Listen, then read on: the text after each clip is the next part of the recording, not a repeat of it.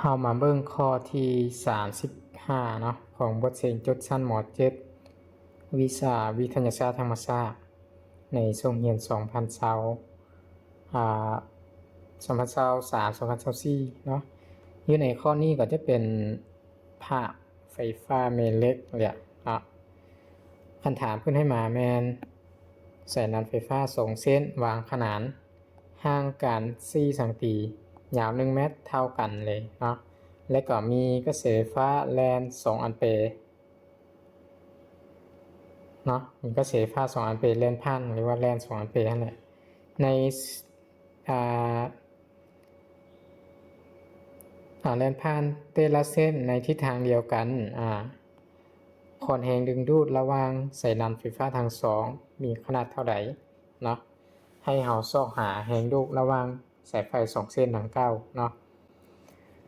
อันนี้มันจะมาตรงกับสูตรเลยแต่ว่ามันจะมีค่าหนึ่งเนาะที่เราต้องจื้อมาใส่ถ้าเราบ่จื้อก็คือจะเกมบ่ออกนั่นแหละเนาะทำอิฐเราเขียนสิ่งที่ฮู้ก่อนเนาะให้ฮู้เรามีห่างกัน4 สังตีอันนี้เป็นระยะห่างหรือเราจะหมายเป็นตัว r เนาะส่วนหลายเพิ่นหมายเป็นรัศมี r เท่า4 สังตีเราจะเปลี่ยนหัวหน่วยจากสังตีไปเป็นเมตรเนาะ4 สังตีจะออกอยู่4คูณ4คูณ10กำลังลบ2เนาะเมตรหรือว่าเท่า 0.04 เมตรก็ได้เนาะและกระแสไฟฟ้า I เท่า2 แอมเปร์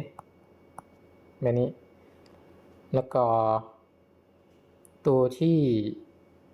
เราต้องจื้อมาเนาะเป็นตัวค่าของมวยศูนย์ตัวนี้เอิ้นว่าสภาพซากซื่นได้ทางแม่เหล็กเนาะสภาพซากซื่นได้ทางแม่เหล็กมันจะมีแวดล้อมเอาแม่เหล็กไปวางซึ่งอยู่ในสุญญากาศบ่เอาแม่เหล็กไปวางในหรือว่าบ่แม่นแม่เหล็กเนาะเอาสายไฟไปวางในสุญญากาศหรือเอาสายไฟไปวางในอากาศธรรมดาคืออยู่ในเรือนชานบ้านทรงเฮาเนาะหรือ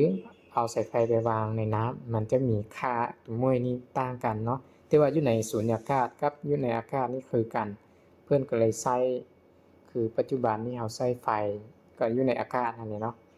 ฉะนั้นเพิ่นก็เลยเอาค่ามวยศูนย์นี่เท่าค่าของสุญญากาศเลยคือเท่าเดียวเลยเนาะซึ่งค่าของมวยศูนย์ตัวนี้แม่นจะออกอยู่4ปีเนาะ4ปีคูณ10กำลังลบ7แบบนี้หัวหน่วยจะเป็น h ต่อเมตรเนาะฮันรี่เนาะตัว h อันว่าฮันรี่ต่อเมตรแบบนี้คือตัวที่เราต้องได้จื้อเนาะแบบนี้ซอกหา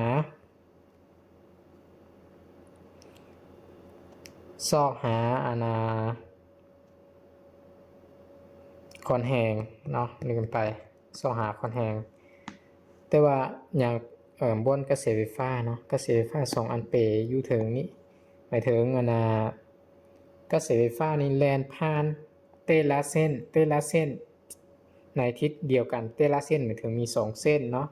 เพิ่นให้2 เส้นมาเด้2 เส้นหมายถึง I1 I2 นี้เท่ากันเลยมี2 แอมเปร์เนาะ2 แอมเปร์นี่เท่ากันเลยฉะนั้นอาจารย์ก็เลยเขียน I หรือว่าเราจะเขียนอันนี้ก็ได้เราจะเขียนว่าเป็นI1 I2 เนาะ I1 เท่า I2 แบบนี้หรือว่าสิเขียนเป็น I เลยก็ได้เนาะ I เท่า2 แอมเปร์มันเท่าเดียวคือสายไฟเส้นที่1ก็ไฟแล่น2 แอมเปร์สายไฟเส้นที่2ก็ไฟแล่น2 แอมเปร์แบบนี้เนาะบัดนี้เอาไปตัวเกะเนาะตัวเกะอยู่ในข้อนี้ไปบทเกะ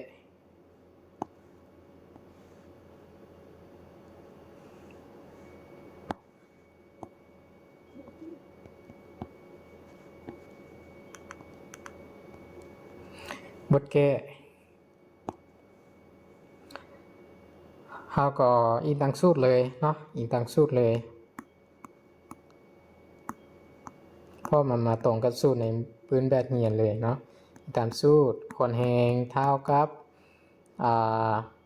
มวยศูนย์เทมวยศูนย์เพื่อจะเขียนนี่แล้วก็ I1 i 2ก็ยังมี l เนาะ l ส่วนให้กับ2 pr แบบนี้2 pr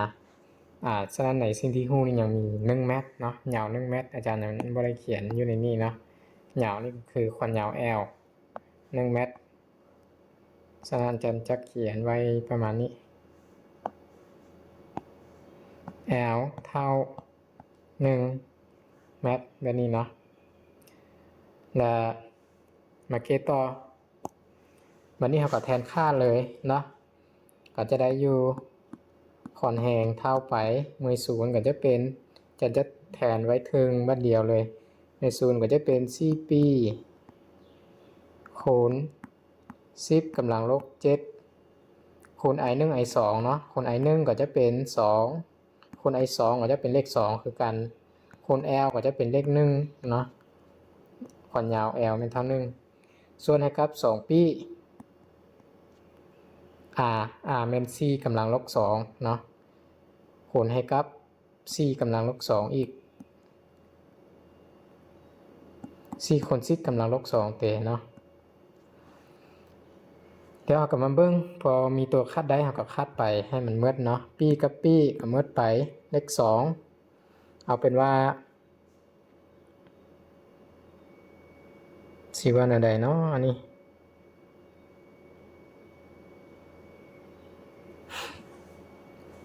อาจารย์จะคัดอันนี้เนาะคัดเลข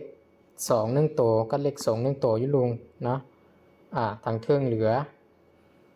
4กับคัดกันเลข4กับคัดกับเลข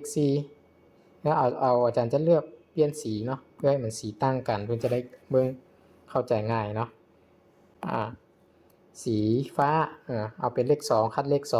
2แมนสีฟ้าอันนี้เปลี่ยนสีใหม่เนาะเอาเป็นสีเขียวนี่เลข4คัดเลข4อันนี้เนาะเลข4คัดเลข4ตัวฉะนั้นพอมันคัดไปในนี่ละตัวที่ยังเหลือเราก็จะฮู้เนาะ s เท้ายังเหลือ2อยู่ถึงเนาะ2คูณ1เลข2นี้คูณ1ก็ออก2เนาะออก2คูณ10กำลังลบ7ลบ7กับ10กำลังลบ2ทางลงเหลือ10กำลังลบ2นะแล้ว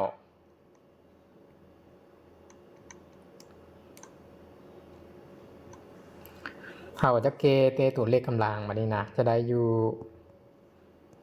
2คูณ10กำลังลบ7ลบให้กับลบ2เหลือลบ5เนาะแบบนี้เนาะเหลือ10กำลังลบ5หัวหน่วยเป็นนิวตันฉะนั้นเราจะได้ขอนแหงออกอยู่2คูณ10กำลังลบ5นิวตันเนาะคือขันตอกในข้อนี้แสดงว่ามันมีสูตรเดียวเลยแล้วไปเบิ่งมาบันทึกตัวกับตัวใดเนาะ2คูณ10กำลังลบ5ข้อขอไข่เนาะฉะนั้นข้อนี้เป็นข้อที่ถูกต้องในข้อที่35วิธีแก้ก็คือเราจื้อสูตรแล้วก็จื้อค่าของขวนศูนย์สภาพซักศูนย์ได้ทางไม่เล็กเนาะตัวนี้เนาะจื้อตัวนี้มาเป็นค่าไตโตอยู่ในปืนแบบอยู่แล้วไปเบิ่งเอาเนาะโอเคฉะนั้นอยู่ในข้อ35จะเมิดอยู่ประมาณนี้